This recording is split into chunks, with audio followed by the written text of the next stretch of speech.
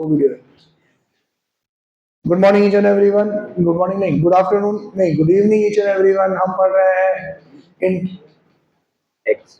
CA inter accounting chapter चल रहा है अमालगमेशन। इलस्ट्रेशन नंबर चल रहा है 4। इलस्ट्रेशन नंबर 4 पे स्टार मार्क कर दो। अभी तक जो इलस्ट्रेशन थे वो लल्लू लल्लू इलस्ट्रेशन थे, वो आए तो आपका नसीब अच्छा। मैं एक्सपेक्ट करता हूँ कि इलस्ट्रेशन नंबर 4 जैसा इलस्ट्रेशन आए। इसमें भी सिर्फ आपको परचेज कंसिडरेशन ही कैलकुलेट करना है, ज्यादा बड़ा क्वेश्चन है नहीं। ये भी आया तो 3 मार्क्स में 4 मार्क्स नहीं आएगा, लेकिन अगर ये वाले पॉइंट्स बड़े से क्वेश्चन में आ गए तो फिर ये पॉइंट्स उस बड़े क्वेश्चन को डिफिकल्ट बनाते हैं। आप सोचो, मैं कह रहा हूं कि हम जो अकाउंटिंग करेंगे ना वो 3 पार्ट में करेंगे। परचेज कंसिडरेशन कैलकुलेट करेंगे, नेट असेट कैलकुलेट करेंगे और फायदा नुकसान कंपेयर करेंगे कि कितना दिया, कितना आया, क्या फायदा है, क्या नुकसान। ये 3 पार्ट हुए कैलकुलेशन के। और 2 पार्ट में अकाउंटिंग करेंगे। 2 पार्ट की अकाउंटिंग क्या कि अगर एक्स लिमिटेड वाई लिमिटेड को टेक ओवर कर रहा है तो वाई लिमिटेड की books of account realisation account के थ्रू क्लोज करनी पड़ेगी, है ना। और एक्स लिमिटेड क्योंकि सारे assets and liabilities take over कर रहा है तो एसेट्स एंड लायबिलिटी की एक एंट्री होगी टेक ओवर की कि इतनी चीजें खरीद के लाया, तो मेरा परचेज कंसिडरेशन ड्यू हो गया, लिक्विडेटर को पैसे देने पड़ेंगे। और दूसरी एंट्री होगी पेमेंट की। तो ये 2 अकाउंटिंग भी करनी पड़ेगी, मतलब टोटल 5 स्टेप हो गए। परचेज कंसिडरेशन, नेट असेट, फायदा नुकसान। दूसरा accounting in the books of selling company, accounting in the books of purchasing company. समझ में आया? तो अभी अपन से पहले स्टेज पे, ये पहले स्टेज का जो क्वेश्चन है, यही क्वेश्चन आया तो सिंपल है, लेकिन ये क्वेश्चन 5वें स्टेज के साथ मिला के आया तो क्वेश्चन लेंथी हो जाएगा, थोड़ा सा कॉम्प्लेक्स हो जाएगा। तो इस क्वेश्चन को छोटे लेवल पे अच्छे से समझ लो। जितने भी पी एंड सी जो तुम बोलते हो, परम्यूटेशन कॉम्बिनेशन तुम्हें बनाना है, बना लो। ये स्ट्रांग हो गया तो बड़ा वाला क्वेश्चन करने में हमें काफी हेल्प मिलेगी। फिर से एक्सपीरियंस से बोलता हूँ, क्वेश्चन माई बाप, तेल लेने के intrinsic value, net payment, net asset, जो ये बोले वैसा कर दो। ये जिससे मल्टीप्लाई करने को बोले मल्टीप्लाई करो, जिससे डिवाइड करने को बोले उससे डिवाइड करो, सिंपल। बस तुम्हें लैंग्वेज समझनी आनी चाहिए। आ जाओ क्वेश्चन पे। नील और गगन मिलकर बनाएंगे Neel Gagan limited. Neel and Gagan limited amalgamated to form a new company on 1/4/2001. Following is the balance sheet of Neel Limited and Gagan Limited as on 31st March 2021. Share capital है, करंट लाइबिलिटीज है, प्रॉपर्टी प्लांट इक्विपमेंट है, current assets है। Notes accounts में land and building और plant and machinery की individual value दे रखी है। Following is the additional information, important है, ढंग से समझना किस बारे में information. The assets of Neel and Gagan limited are to be revalued as under. तो वो जो ऊपर वैल्यू दी ना उसकी रिवाइज वैल्यू मतलब मार्केट वैल्यू दे रखी है। तो क्वेश्चन में हमें बुक वैल्यू से मतलब नहीं, कौन सी वैल्यू से मतलब है, रिवाइज वैल्यू से। कहीं पे फायदा हो रहा होगा, कहीं पे नुकसान हो रहा होगा, ठीक है। Purchase consideration is to be discharge as under. Purchase consideration में ये चीजें देंगे। इशू, पहले पॉइंट पे 3 स्टार मार्क कर लो, मोस्ट इंपॉर्टेंट पॉइंट है। Issue 24,000 equity shares of 25 each fully paid up in proportion.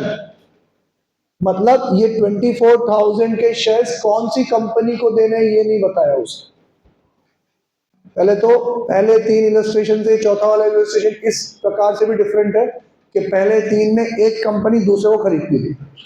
अब यहाँ पे एक नई कंपनी 2 एग्जिस्टिंग कंपनी को खरीदेगी। तो 2 एग्जिस्टिंग कंपनी सेलिंग कंपनी है। सेलिंग कंपनी कितनी है? 2। और परचेजिंग कंपनी कितनी है? 1। तो एक बंदा 2 अलग अलग लोगों को पेमेंट करेगा। तो परचेज कंसिडरेशन नील लिमिटेड का अलग निकलेगा, परचेज कंसिडरेशन गगन लिमिटेड का अलग निकलेगा। बात समझ में आ रही है कि नहीं आ रही? पहले एक्स परचेज कर रहा था वाई को, तो परचेज करके वाई का ही निकला। अब तो साला नील गगन 2 कंपनी खरीद रहा है, नील भी खरीद रहा है, गगन भी खरीद रहा है।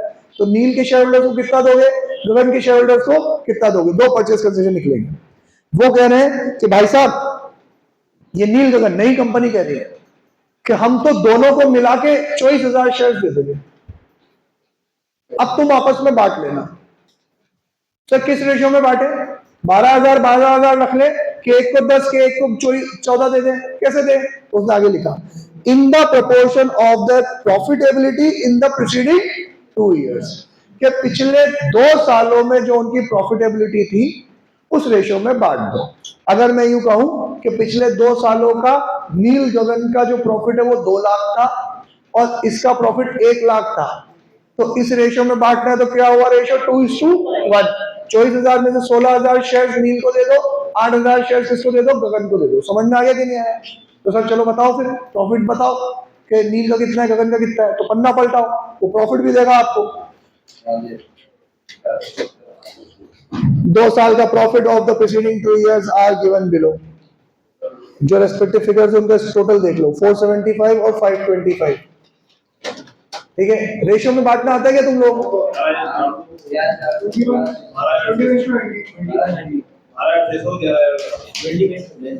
बेटा पॉज कर दो तो फलंस 12,600 जो एज अ सोल्यूशन आपको इसी पेज के लास्ट में गिवन भी है, उन्होंने खुद ने भी कैलकुलेट करके दे रखा है। चलो आगे बढ़ूं क्या? सबसे डिफिकल्ट वाली चीज हो गई क्लियर। पहली बार आई थी इसलिए नहीं लगती, अगली बार तो हम एक बार में कर लेंगे कि जो नंबर ऑफ शेयर्स है वो किस में बांटने हैं, प्रॉफिटेबिलिटी के रेशियो में बांटने हैं। ठीक है, okay. Issue 12% preference shares of 10 each fully paid up at a par to provide income. इस पे भी स्टार मार्क करो, 2 लैंग्वेज अच्छी है इसकी। जो हम इशू करेंगे 12% प्रेफरेंस शेयर्स पार पे देंगे, 10 रुपए का 10 रुपए में, to provide income equivalent to 8% return on net asset in the business as on 31st March 2021 after revaluation of assets of Neem and Gagan Limited respectively। Equity share तो 24,000 देंगे जिसका ये रेशियो तो बता ही दिया ना। तुम्हें प्रेफरेंस शेयर्स भी देंगे, किस बेसिस पे देंगे कि उतने प्रेफरेंस शेयर्स देंगे जिसका अगर डिविडेंड में 12% के हिसाब से दो तो 12% का डिविडेंड कितना हो जाए, तुम्हारे नेट एसेट के 8% के बराबर हो जाए। फिर धीरे धीरे बोलो। मैं आपको उतने शेयर्स दूंगा जिसका अगर तुम्हें 15% मिलेगा ना, तो 15% का डिविडेंड कितना हो जाएगा, जितने तुम्हारे नेट एसेट का 8% रिटर्न होता है। ठीक है, तो अब पहले नेट एसेट कैलकुलेट करूं, उसका 8% रिटर्न कैलकुलेट करूं, उसको डिवाइड बाय 15% करूं, तब जाके कहां पहुंच जाऊंगा मैं, प्रेफरेंस शेयर्स पे पहुंच जाऊंगा कि नहीं पहुंच जाऊंगा? सबको समझ में आ रहा है ये? ओके, तो भैया क्वेश्चन खत्म हो गया। नेट एसेट कैलकुलेट करते हैं। मैं नील लिमिटेड का निकाल देता हूं, गगन लिमिटेड तुम खुद करोगे। फलांश ये चालू है ना? ठीक है, तो बेटा और साथ में चलो प्लीज। नील का मैं कैलकुलेट करा देता हूं और गगन का तुम कैलकुलेट करना। नेट एसेट रिवाइज वैल्यू पे लेना है अपन को। तो एसेट देखो कितनी है पहले। एसेट में नील का प्रॉपर्टी प्लांट इक्विपमेंट कितना है, 12,35,000। अरे अरे अरे अरे अरे अरे पहले करंट एसेट प्लस करो, उसमें 1,63,500। अरे पूरे एसेट लेंगे ना, ये तो प्रॉपर्टी प्लांट इक्विपमेंट ही है 12,35,000। तो करंट एसेट भी तो है बैलेंस शीट में, 1,63,500 प्लस करो, 13,98,500 आ गया। अब लाइबिलिटीज में इनके पास क्या है, करंट लाइबिलिटी, और करंट लाइबिलिटी कोई रिवाइज वैल्यू दे नहीं रखी, तो एज इट इज माइनस कर लो 6,23,500। 7,75,000 आ गया सबका। ये नेट एसेट है, इसका 8% रिटर्न इंटू 8% करो।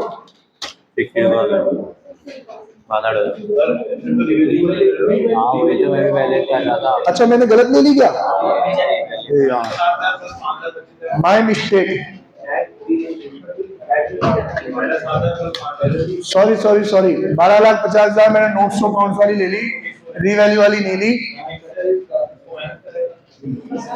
लाओ जल्दी बोलो, रीवैल्यूड फिगर बोलो नील की। कितना है पहला, 5,25,000, और दूसरी एसेट की कितनी है, 7,75,000। ये 525 क्या था मेरे लिए, प्लांट एंड मशीनरी, और ये क्या है, बिल्डिंग। अब बाकी के एसेट क्या है इनके पास, करंट एसेट्स कितना, 1,63,500। टोटल एसेट करो कितना हुआ,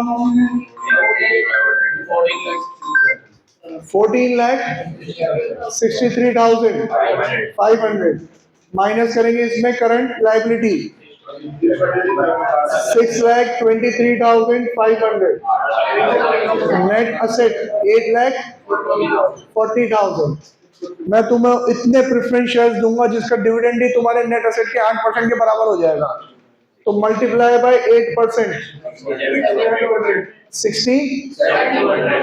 मैं तुम्हें इतने प्रेफरेंस शेयर्स दूंगा जिसका 15% डिविडेंड कितना हो जाएगा, 67 200, 12% है, सॉरी यार टाइम अप हो गया ना, दिमाग खराब हो गया मेरा, डिवाइड बाय 12%, 5,60,000 के तो मैं प्रेफरेंस शेयर्स दूंगा, ठीक है। और वो क्या था, नंबर ऑफ शेयर्स कितने आए थे नील लिमिटेड के, 11,400।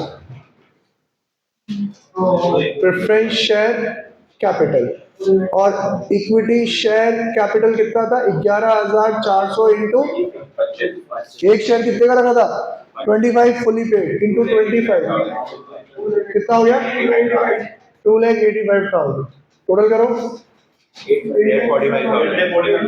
8,45,000, मैच करो, परचेज कंज्यूमिंग कितना आएगा, 8,45,000, ठीक है क्या, मिल गया। गगन कैलकुलेट करके बता दो भाई, पॉज कर दो फ्लैश तब तक।